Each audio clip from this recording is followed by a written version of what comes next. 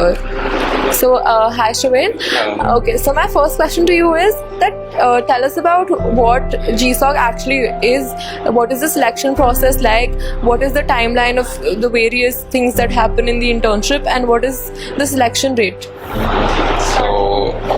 So Google Summer of Code is basically an initiative by Google to promote open source in college students, and so basically this is a 3-month internship that Google conducts with along with other open source organizations. And yes, so when the organization list is declared in the last week of February, and that is when the student applications open.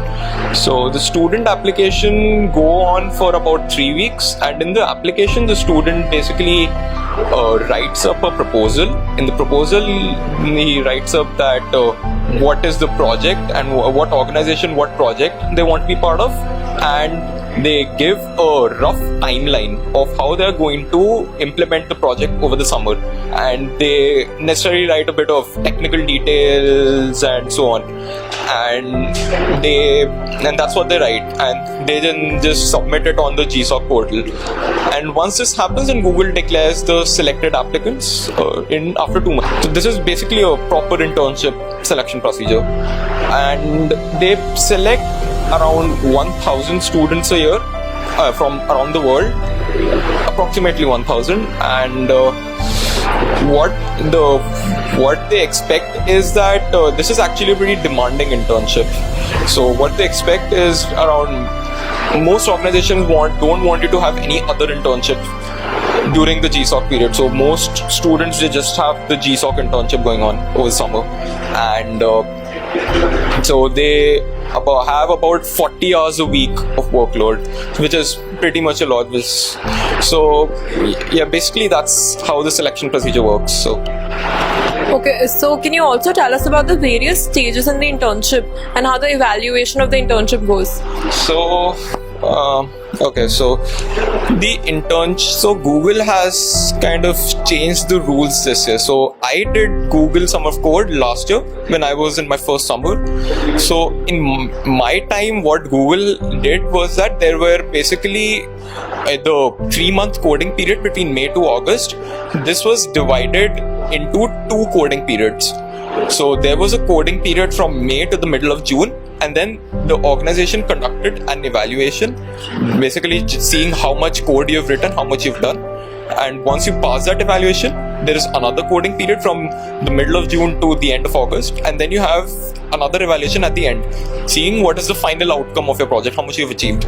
And depending on whether you pass the evaluations, Google then gives you out the stipend. And from the end of April to the end of May, they call it a community bonding period. So basically in this 1 month, students basically network with their organization, and they meet people from around the world, which is pretty cool, and they meet with their mentors for the project.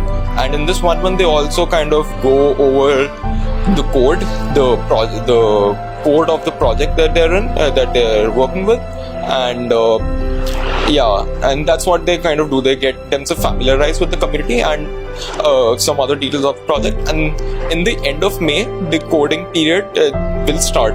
So there's the difference between last year and this year. The difference is that last year there were 2 coding periods, and this year there are 3 coding periods. So last year there was an evaluation in the middle of June, and there was an evaluation in the end of August. This year there is an evaluation in June, and an evaluation in July, and one in August. So basically you have 3 coding periods. Once you pass all the evaluations, then at the end of August, then Google displays the list of final successful students, and these final successful students, they basically get the certificate and so on. And they also get one more thing Google generally gives a referral for jobs to Google. So all of these successful students at the end of the GSOC period, they get a referral from Google whenever they're applying for an internship or a job anywhere in the Google community, then you can use that referral to fast track your application, and that kind of helps a lot. So Okay, so the next question that I have for you is that how does one prepare for the Google Summer of Code, and what skills does the recruiter look in you when he's assessing your application? So I didn't know everything from the start. There were a lot of things that I got to know, I learned during the coding period. So there is one thing that you need to make sure when you're applying. You at least need to be sure of the prerequisites, that you at least know the basics of the project, just some basic languages, some basic stuff. And once you're done with that, and you can apply, and the rest of the intricacies, if you don't know something, then the mentors are ready to help you. You can look up stuff from the internet, and yeah, basically that's how it works. So what I generally did was, when I applied, I kind of just made sure that I knew the basics of the project, the basic languages. My project was actually based on Java. It's based on Java, and it has some other few technologies that it's using, but I made sure that I knew Java, and I made sure that I knew I was familiar with development. And yeah, because before the GSOC period, I had been contributing to open source for about 1 or 2 months, and I had contributed to some other projects of Force Asia. So the organization kind of knew that I have been a regular contributor to their projects, and this actually helped me in my application. So that was one thing that contributing in Force Asia's projects helped me a lot. And second thing is, I made sure I was familiar with the prerequisites.